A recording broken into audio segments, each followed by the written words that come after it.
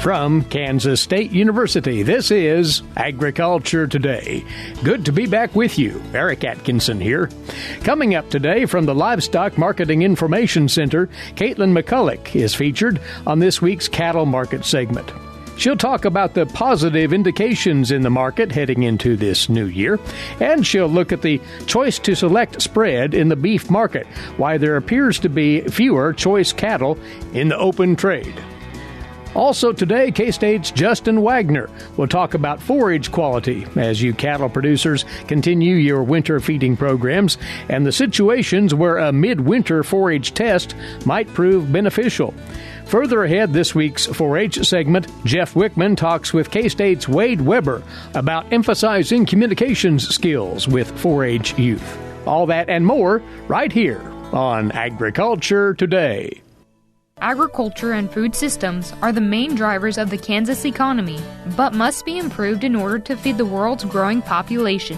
How are we going to do so? Reduce food loss, find ways to preserve grasslands, and help families stretch their dollars. Global food systems is one of the 5 grand challenges K-State Research and Extension is addressing. To learn more, visit www.ksre.ksu.edu. You are tuned in to the K-State Radio Network, and welcome to Agriculture Today. Good to be back with you after the holiday break. For starters, we'll get you caught up on the cattle market scene. Joining us via phone is the director of the Livestock Marketing Information Center based in Denver, Katelyn McCullock. Katelyn, we have quite a cross-section of things we'd like to get into here as 2020 unfolds, but let's look back a bit, a quick recap of the market over the past couple of trading weeks. Again, this is an odd time of the year when trade is not smooth. It's interrupted by the holiday activity. How did you read, though, the trade the last 2 weeks or so? Well, the first holiday week, let's call that Christmas, it showed a little bit of appreciation in the fed cattle prices. The 5 area markets showed a gain of over 1.5% over the previous week, hitting 122 on a live basis. And then this following week, we've seen a little bit better prices. There's been a couple capturing 125 this week and looks to push higher heading into the new year. So momentum is to the positive for the cattle trade. Haven't talked about that cattle on feed report, which came out just ahead of the Christmas week. Was the market really investing much in that new information? Well, there's a couple of things the cattle on feed report showed. Placements were pretty strong, up nearly 5%, but there was some interesting things in the weight breakdowns. Calves placed under 600 pounds were up 12%, and we also had some pretty aggressive, heavier weight placements. Now, the lighter weight placements could probably be explained by the delay in the calf run in the northern states, as well as some of the slow development in small grain grazing in the southern plains, which probably helped that category push a little bit higher. The heavier placements are likely due to good forage conditions. Now, we're likely tailing off, though, the availability of those placements. Most of those would have been placed a little bit earlier, but those are adding a few more pounds than usual as well. But we're also seeing pretty big incentive for the feedlot to place those heavier cattle to try and hit those higher contracts in that February and April. On the report day, the market did rally slightly in live cattle before adjusting lower the week of Christmas, and the nearby feeder cattle contract moved lower and then gapped lower on Monday, the Monday right before Christmas. I think right now you could say that feedlots are probably using all the tools in their toolbox to make profitable marketing decisions and hedging against those strong first and second quarter contracts. We're estimating December closeouts to be some of the best they've seen all year and make substantial booking of profits, although that cattle on feed report won't come out until January. But those prices are going to be based on feeder cattle that were approximately entered the feedlot about 6 months ago. When we're looking at closeouts, though, for those February and April contracts, you're seeing those prices are looking like they're going to be $2 to $4 higher than what the December closeouts were. Now, feeder cattle did appreciate between the time they would have booked to be closed out in December compared to what they would be for closed out in February and April, but I still believe those are going to be fairly profitable months based on what we're looking at today. While we're talking about USDA numbers, might take a quick look ahead, if we could, Katelyn, to the USDA's semi-annual cattle inventory report. It's coming out at the end of the month. What do you think that'll have to offer? Well, we've been looking at the slaughter data all year, and that would suggest that on January 1, we should expect a smaller beef cow herd than last year. Now, if you look at federally inspected beef cow slaughter, which spent quite a few weeks in late 2019, over 70,000 head a week, but over the year, beef cow slaughter is up about 5%. When we look at what beef heifer slaughter has done, that was up about 6.7%. That means likely two things, that there's not going to be as many beef cows available, but we also don't have as many replacements available. Now, LMIC right now is penciling a number down about 0.7% for the beef cow herd, so probably under 1%, not quite 1% below a year ago, but somewhere in between 0.5% down to 1%. And then that beef heifer replacement number, we would also expect to see another significant decline this year, probably somewhere in the neighborhood of 3 to 4% below a year ago. The other adjustment we're thinking about making and are expecting maybe in the January 1 report is the calf crop to be revised slightly lower based on the storms that affected calving. So we faded that July 1 calf crop figure down 0.5% for the January 1 number, so just a small revision there. I would also note culling beef cows has been much more aggressive in some areas than others. Poor calf prices, poor winter feed quality, specifically hay in some areas, could also be contributing factors. So it's probably not affecting the country all the same, but when you look at the aggregate, those are the numbers we're looking at. I think influencing things later on in the next year or so, we're thinking cow-calf returns are going to be better in 2020. With a smaller calf crop, calf prices are expected to improve. They took quite a hit with the Tyson fire and never recovered quite the same way some of the heavier feeders did. And we expect imports of beef to slow into the U.S. as China soaks up some of those supplies from the major exporters around the world due to that protein deficit created by ASF. And that, in turn, should really increase the cull-cow value here in the U.S. So those factors are all going to shape what 2020 looks like and what to expect next year. Katelyn, as we're coming off of the holidays, though, it's noted that the boxed beef trade is stumbling a bit after having a pretty sound run of it for weeks at a time. What's going on there? Well, choice box beef for the week of Christmas continued to fall further and is now down $30 a hundredweight on a weekly basis since the mid-November highs. Now, seasonally, we would expect the more expensive middle meats to weaken into the first quarter as retailers are less interested in stocking these cuts after the first of the year. All the primals have also have declined within that same time frame, so mid-November to about the week of Christmas, but the rib primal has really fallen the furthest, and it's down about 20%. And then the week of New Year's, so the most recent week we just ended, choice box beef has fallen even further and is now sitting close to $208.00. How worrisome should that be to the trade with all of these other positive supply attributes in the market right now? I think seasonally we would expect some of these primals to decline, but we should see some of the more roast-based primals increase as winter stews start to pick up more heavier dishes. And so seasonally, I would say we should just see some other cuts start to drive that cutout a little bit more. Although last year we had a little bit different scenario, and so it's a little bit of wait and see. I'm not overly concerned with the decline into the first quarter of the rib primal, but I think the first quarter should be more telling in what to expect from that moving forward. And the last thing we'd like to take on here, an item that you've posted recently on the LMIC website. We've talked time to time about the choice to select spread in the market as an important indicator of the status of the beef trade. And there seemingly are fewer choice cattle in the open market now. This article addresses that. Tell us about what's happening here, Katelyn. So in the middle part of 2019, we really saw quite a bit of divergence between the percent of cattle grading choice and the percent of cattle grading select. The percent of choice graded cattle was declining at a steeper rate than normal, and compared to how many were grading choice, there was a fairly large gap there. And that had widespread implications all year. We saw the choice select spread increase rapidly and hold very steady with very strong price spreads there throughout the year. Now, I think there was a lot of factors combining to make that happen.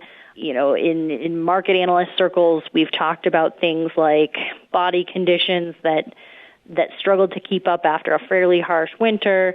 Is it feed related? Is it some struggles with, health issues? It didn't seem like one particular thing could really cause that big of a difference in what we saw in the grading percentage, especially when we know genetic-wise we've pushed towards better and better cattle. You wouldn't think to see that big of a change without some sort of large implication. But I don't think we've necessarily, as a market, determined exactly what specifically caused that, and that leads me to believe it was probably more of a factor of things. Now, one thing we have noticed, though, is that we have seen quite a bit more product going to these branded programs, and some of that could be affecting what we see in the mix. And those are going to be the upper echelons of graded cattle. They're going to be top 2/3 of choice. They're going to be possibly some prime products. And so all that factors in. There are the incentives to create better quality grade cattle still in the marketplace. Now that in the fourth quarter, we've seen those numbers shrink a little bit. Now that's too small of a time frame to blame it on something like genetics. It's got to be something more environmentally. And that's where we keep coming back to, was it a weather-related issue that's hung over from last winter? Was it how we've, some feed quality issues, that kind of thing? Because it really has come back in line in a relatively short period of time. It's a good read. Have a look at that at the lmic.info website, where they provide loads of good information on the cattle markets. Katelyn, we always appreciate your input. A Happy New Year to you, and we will talk again in a few weeks. Many thanks. Thank you. Katelyn McCullock is the director of the Livestock Marketing Information Center. Once more, to remind you, that is a service co-sponsored by numerous land-grant universities, including Kansas State University. Katelyn's been featured on this week's Cattle Market segment.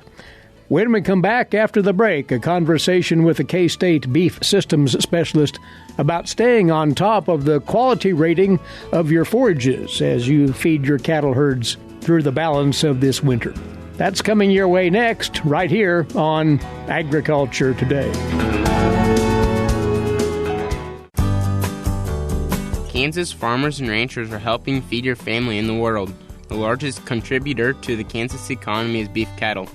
How do you get that juicy steak on your plate?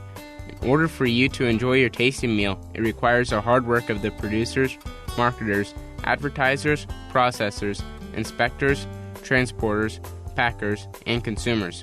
So thank all these people and sit back, relax, and enjoy your tasty meal. Agriculture Today continues now as we catch up with a beef systems specialist with K-State Research and Extension, who is based in southwest Kansas, Justin Waggoner. Justin's putting out the word to you cattle producers on being sure about the nutrient content of your forages as you feed them to the herd this winter. And that by way of a forage analysis. Now, Justin, here we are in early January. We are now quite well invested into the winter season. But you maintain that if producers aren't sure about their forages and their quality, they may want to check that out further. Why so? Well, Eric, I think we can always make a good case for testing forages and getting some more information about the feedstuffs that we're going to use, especially forages that in some cases are going to be the foundation of what we're going to do to our cow herds in terms of supplementation. The other reason that I think there's maybe more of a need for that this year than maybe some others would be the fact if we look back at the growing season of 2019, really what we saw was quite a bit of variability in the growing conditions. And when we get that type of growing season, it shows up in our forages. A lot of times if harvest is going to be delayed on our native grass hays, we know that the nutrient composition is going to be lower. And so, one of the things that we've really been hearing a lot from producers that have tested their hay is, my hay normally runs 6 or 7% crude protein, and this year that analysis has come back at 4 or 5. We are seeing some of that, and it really does make the case for certainly being aware of what the nutrient composition of those forages are this year. And in a few moments, we want to discuss what to key on the nutrient content of forages.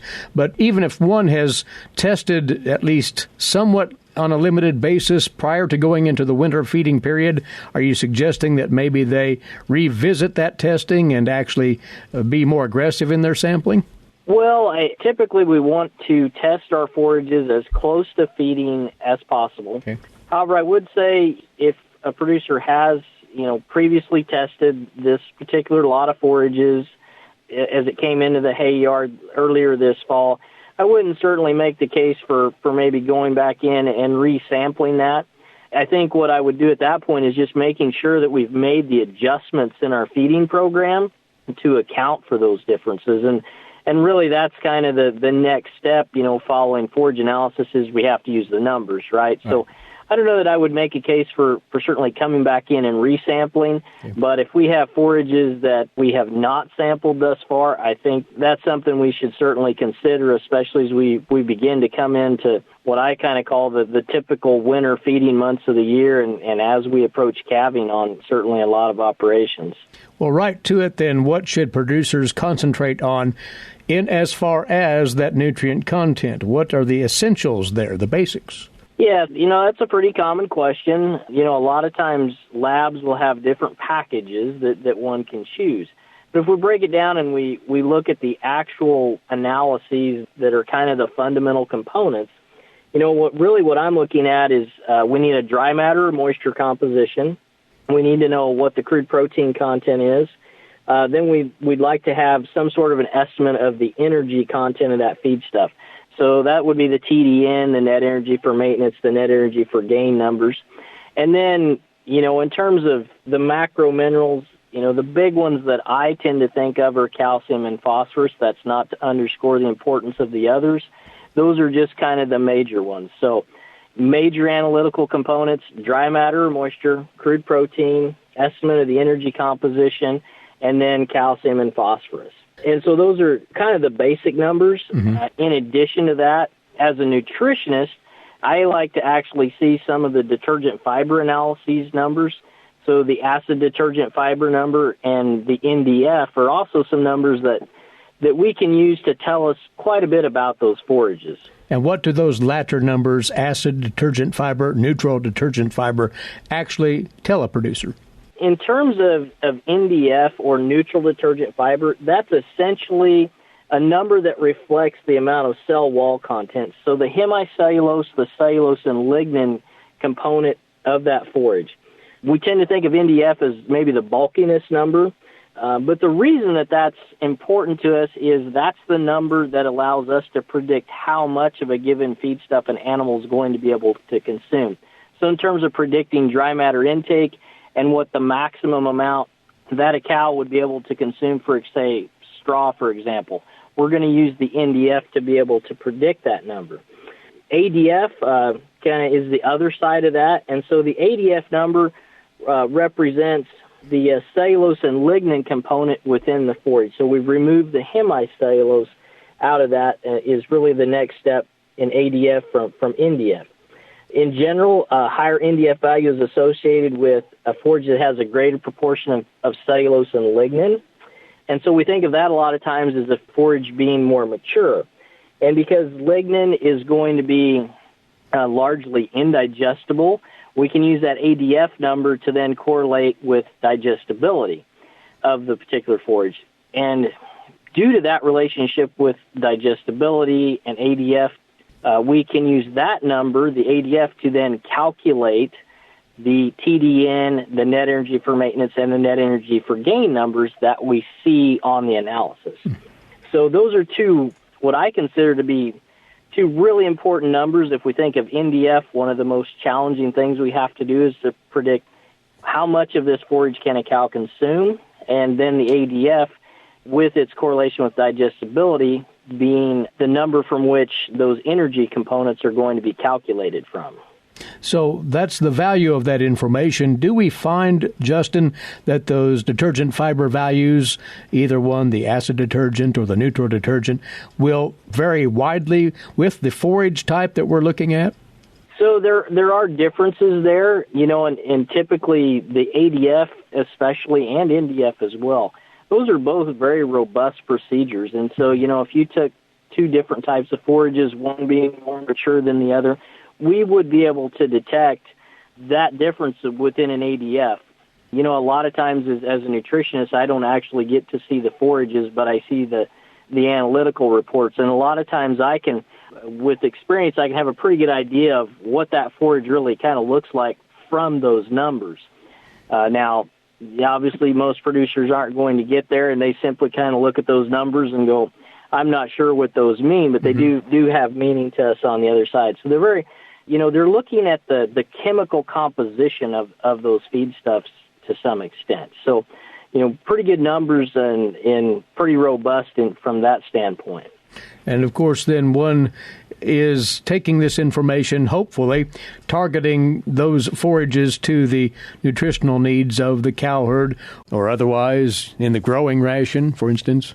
They may need some input from that nutritional expert to analyze that further then to help make those decisions, would they not? I think that's always a good idea, one, to become a little more educated about what those numbers mean. And then one of the things you mentioned is a lot of times we're bringing this into a feeding program.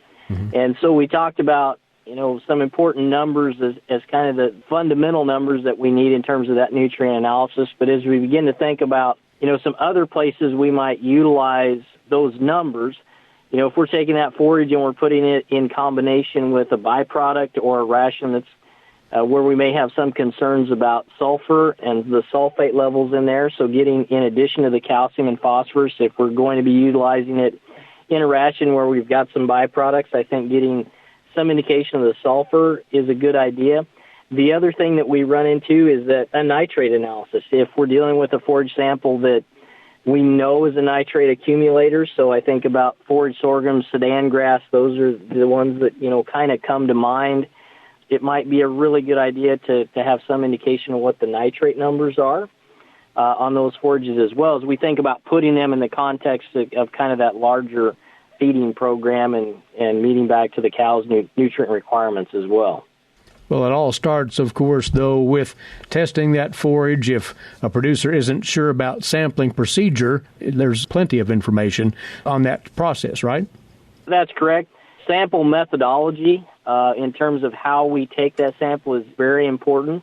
In a lot of situations, I think some of the variability that we see on the analytical side in terms of that report is going to be contributed or a direct factor of how those forages were sampled. I'd really encourage someone, if they're interested in forage sampling, our county extension personnel are very well versed in forage sampling. We tried, and I believe they are in most, but we do have some forage probes for sampling hay that can either be rented or checked out from those facilities, and if a producer doesn't have those. And so just a really great resource in terms of the local county offices. And again, take full advantage of those resources. If a producer is uncertain about the nutrient content of a given lot of forage, it's best to err on the side of caution and have that forage tested. And thanks for taking a few moments to share these thoughts, Justin. Always appreciate your time. Thank you, Eric. He's Justin Waggoner, Beef Systems Specialist, K-State Research and Extension, on forage analysis for cattle feeding. On Agriculture Today, we'll be back with more on the K-State Radio Network. Did you know every Kansas farmer feeds 128-plus people? Kansas farmers are hard workers, dependable, authentic, and sensitive. Not only do farmers put food on your table, but they put clothes on your back and fuel in your car. For more information about Kansas farmers, visit K-State Research and Extension online or stop by your local extension office. This message has been brought to you by the K-State Animal Sciences Leadership Academy participants. Broadcasting from the campus of Kansas State University, this is Agriculture Today. Eric Atkinson here. And next up for you, today's agricultural news headlines. These courtesy in part of DTN. Well, with the signing of the Phase 1 trade deal between the United States and China expected later this month, the Chinese government has approved for import 2 genetically modified crops and has renewed permits for 10 others. According to a document posted to China's Agriculture Ministry website, Corteva Agrisciences BT soybean variety known as Conkesta was one of the crops receiving a permit. Corteva is targeting future commercialization of its Conkesta soybean variety to Latin America. As part of the Phase 1 agreement reportedly to be signed on January the 15th, a week from Wednesday, China agreed to purchase agricultural commodities.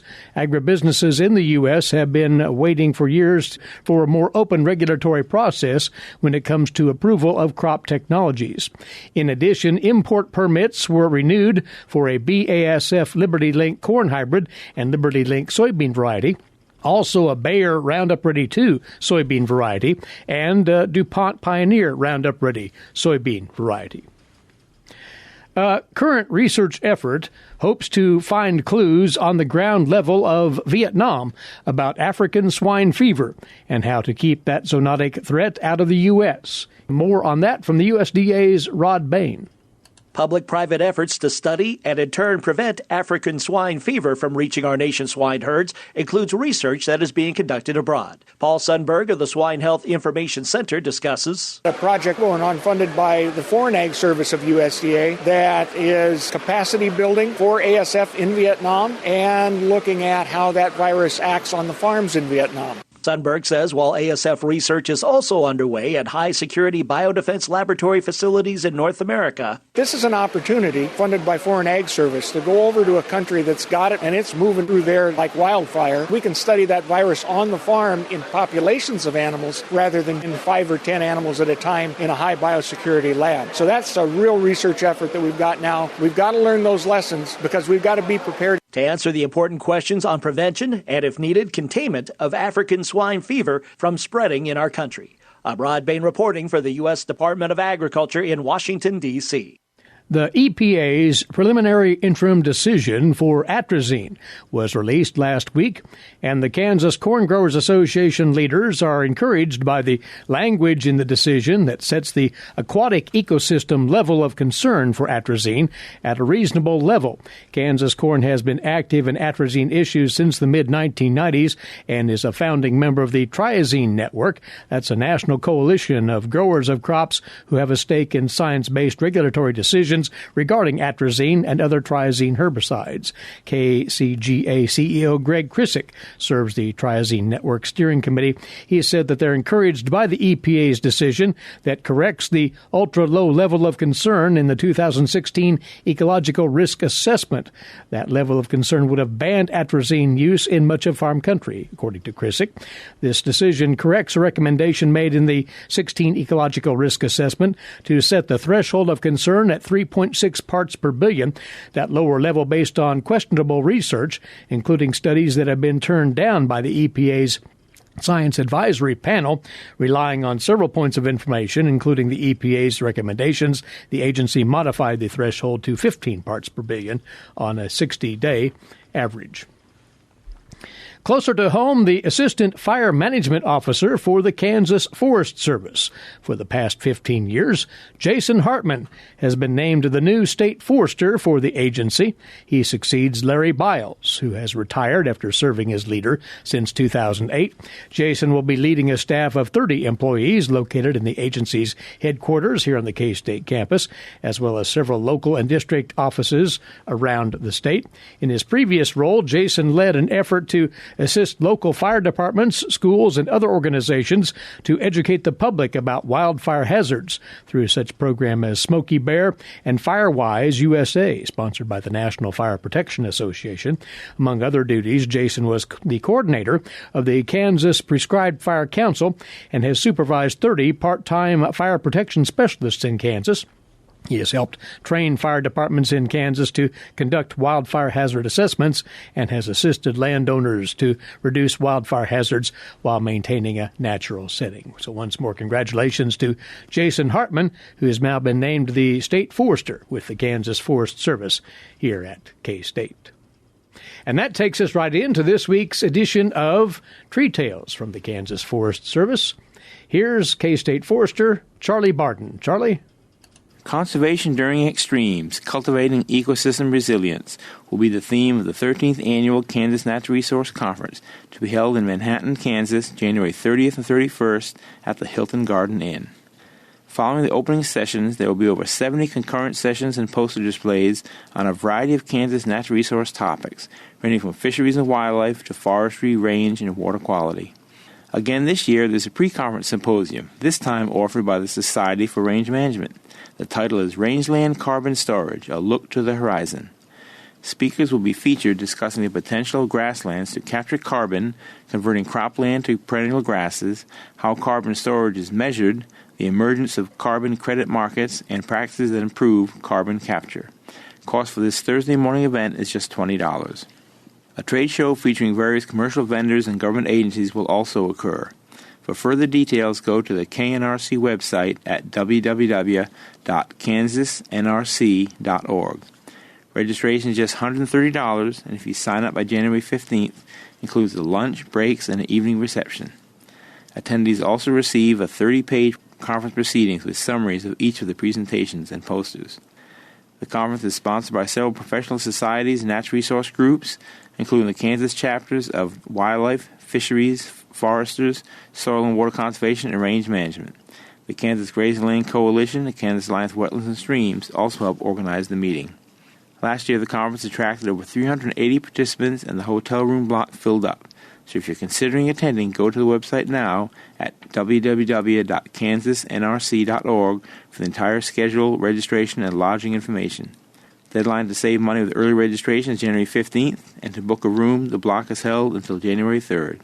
I hope to see you in Manhattan for the Kansas Natural Resources Conference.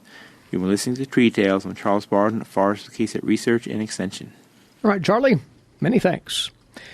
Well, if you're still contemplating your New Year's resolutions, here's one to consider.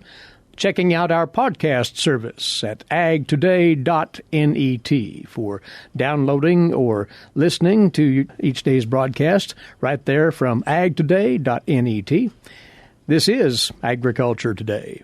What is radon? Home exposure to radon gas is the leading cause of lung cancer death in the United States for non-smokers. In Kansas, 1 in 4 homes will test at or above the EPA action level. The Surgeon General recommends all homes be tested and fixed if necessary. Visit kansasradonprogram.org for more information. Test, fix, save a life.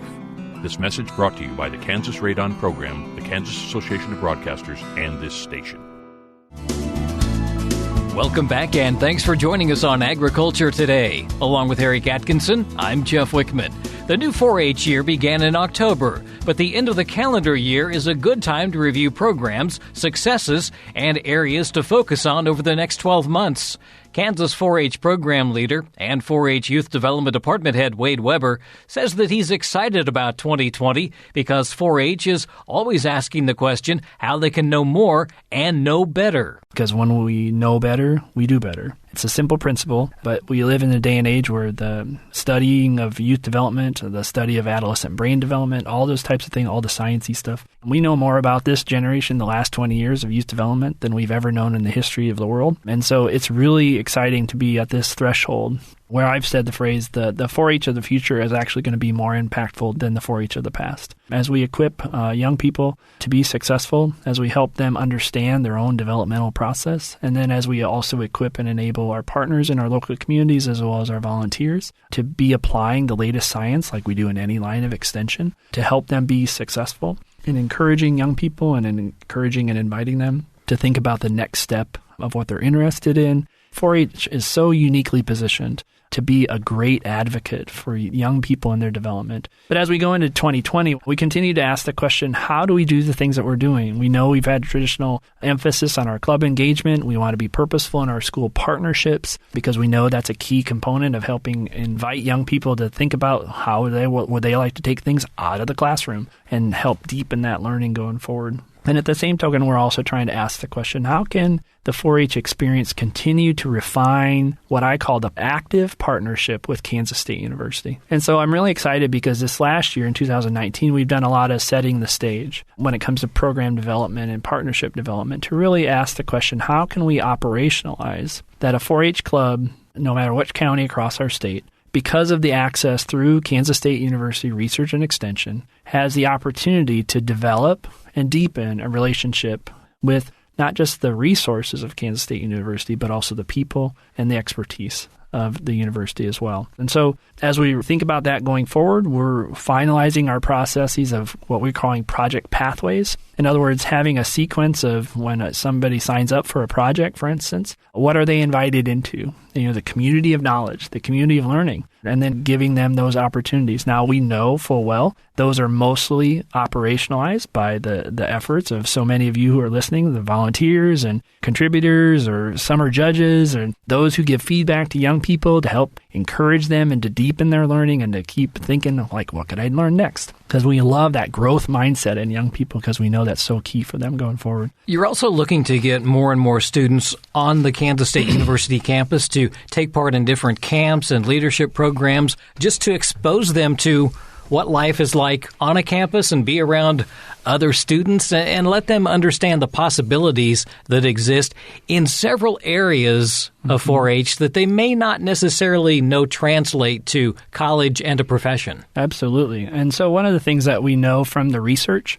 is that anytime a young person can have a positive experience, learning experience on a college campus, they're more likely to see themselves as a positive contributor to that learning. So in other words, if they can envision themselves learning in that context, well, then they're going to be more likely to see themselves having a future there going forward. So that's one of the strategic reasons why we believe getting young people onto a college campus in order to learn in a 4-H context is a key component as a part of their journey. And why that's so important is because also we're trying to help make the connection between the skills that they're learning in being collaborative decision makers in their local clubs, for instance, and how that ability to learn together, to make a decision together, then to turn around and serve together, how that's so critical for decision making as a whole. So whether that follows them into their own family dynamics and family decision making, obviously that impacts young people's understanding of themselves and how they approach decision making, but also like in their school, and then also ultimately into their workplace, and finally into their career aspirations going forward. And so one of the areas that I know that we are having a shift in emphasis, and because of some of the contemporary issues that are really challenging young people today, is really asking the question, how can we help young people become more effective communicators? Specifically in the area of social emotional wellness. 4-H has traditionally been a great place for young people to stand up and share a little bit about what they've learned. And that's been the basis for illustrated talks or project talks for years and years and years. But now in today's day and age, we're also helping young people because of adolescent health and the challenges around adolescent health. We're realizing that 4-H also needs to take the lead in helping young people understand what's going on inside them, as well as how to communicate that effectively to their peers and to the support systems around them. And while maybe that was something that was taken for granted before, we have a unique opportunity and a unique stewardship in 4-H to equip and enable our volunteers, our support structures, to help create those contexts, to help young people understand themselves, what's going on in them, and then help give them the tools to be successful. We're seeing that's really resonating with a lot of young people as they are challenged with, issues in their own high school, issues with their own friends, and so on and so forth. And yet they want to advocate for the process of creating space so that others can be heard. And I think that's a really good thing. And I think we've modeled it historically within our 4-H club. And now I just see them taking that same kind of skill that they would demonstrate inside the club. And now they're actually trying to demonstrate that in a little bit different way, but also helping equip young people to be facilitators outside of the club. And that's an example of helping still equip young people through 4-H to be effective communicators, where all of a sudden it's a little bit broader than just standing up and giving a project talk. Well, there are so many different areas that youth can focus on within 4-H, and really the best way to learn about 4-H is to go to a meeting, talk to your friends, and get together with maybe some of your county extension folks, find out a little bit more, and really experience 4-H. Give it a shot, because you may find out that there's some things in there that you really do like and enjoy, and it may even lead you to a path that you didn't know you wanted to go down. Absolutely. I just think of one example most recently. I had a young person from the Salina area, who actually grew up around the Hayes area, and got involved in a service project with the Ag Innovators Grant and was helping people learn about drone technology for precision ag things. And it was because he gave a whole bunch of lessons to over 1,000 kids in both the Great Bend and Hayes area. And as a result, he turned around and said, you know what? I really like this. And I think I want to go to school to learn how to do this as a profession. And sure enough, he's going to school at K-State Polytech to move forward and become proficient in those areas. And that's an example of how 4-H can really be a life-altering experience in a very positive way to help them see themselves broader than they thought when they started the year. And I hope that for every person as we go into 2020. That's State 4-H Program Leader and 4-H Youth Development Department Head Wade Weber. To learn more about 4-H as a club member or volunteer, go to kansas4h.org. And that'll do it for the Monday edition of Agriculture Today. For Eric Atkinson, I'm Jeff Wickman. This is the K-State Radio Network.